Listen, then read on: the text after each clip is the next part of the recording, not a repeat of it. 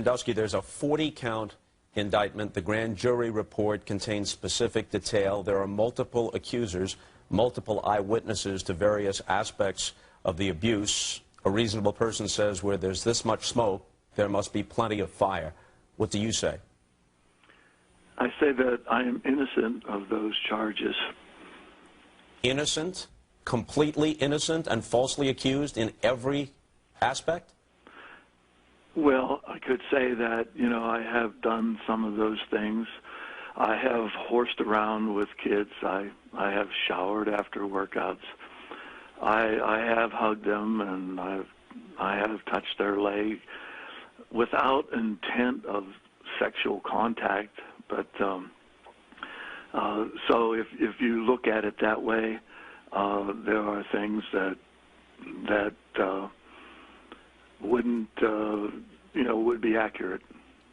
Are you denying that you had any inappropriate sexual contact with any of these underage boys? Yes, I am. Never touched their genitals, never engaged in oral sex? Right. What about Mike McQuarrie, the grad assistant who in 2002 walked into the shower where he says, in specifically 10 or 11 years old, that his hands were up against the shower wall and he heard rhythmic slap, slap, slapping sounds, and he described that as a rape? I would say that that's false. What would be his motive to lie? You'd have to ask him that. What did happen in the shower the night that Mike McQuarrie happened upon you and the young boy? Okay, we were showering and horsing around, and he actually turned all the showers on and was actually sliding across the floor, and we were, as I recall, possibly like snapping a towel and horseplay. In 1998, a mother confronts you about taking a shower with her son and inappropriately touching him. Two detectives eavesdrop on her conversations with you, and you admit that maybe your private parts touched her son. What happened there? Well, I can't exactly recall what was said there in terms of what I did say was that if he felt that way, then I was wrong. During one of those conversations, you said, I understand, I was wrong, I wish I could get forgiveness, speaking now with the mother. I know I won't get it from you. I wish I were dead. A guy falsely accused or a guy whose actions have been misinterpreted doesn't respond that way, does he? I don't know. I didn't say, to my recollection, that I wish I were dead.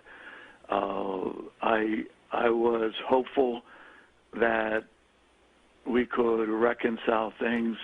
Shortly after that, in 2000, a janitor said that he saw you performing oral sex on a young boy in the showers in the Penn State locker facility. Did that happen? No. How could somebody think they saw something as extreme and shocking as that when it hadn't occurred, and what would possibly be their motivation to fabricate it? You'd have to ask them. It seems that if all of these accusations are false, you are the unluckiest and most persecuted man that any of us has ever heard about. Oh, I don't know what you want me to say. I don't think that these have been the best days of my life. Sandusky's attorney, Joseph Amendola, insists the charges filed by the Commonwealth of Pennsylvania, listing 8 victims, will not hold up. You said a few days ago, much more is going to come out in our defense. In broad terms, what?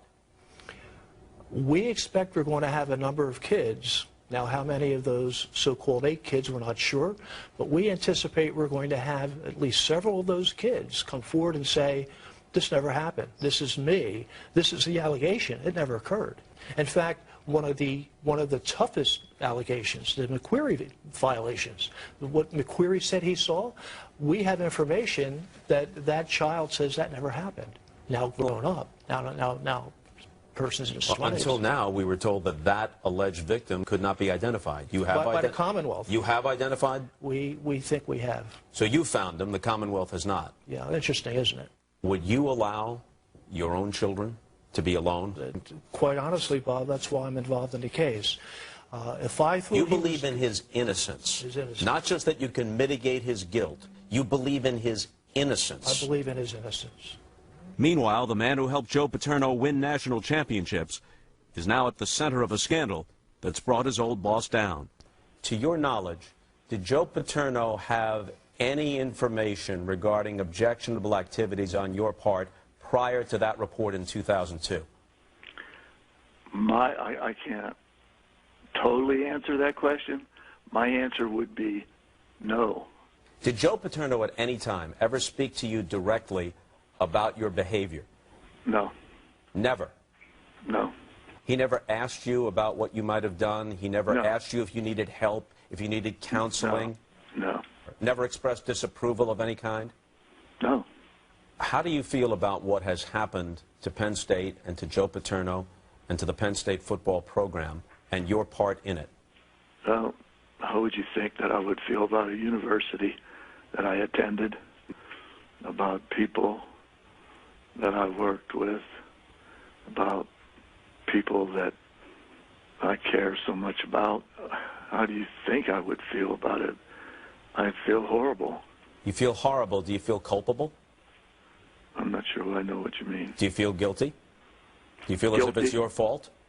No, I don't think it's my fault. I've obviously played a part in this. How would you define the part you played? What are you willing to concede that you've done that was wrong and you wish you had not done it? Well, in retrospect, I shouldn't have showered with those kids. So. That's it? Yeah, I mean, that's what hits me the most. Are you a pedophile? No. Are you sexually attracted to young boys, to underage boys? Am I sexually attracted to Yes. underage boys?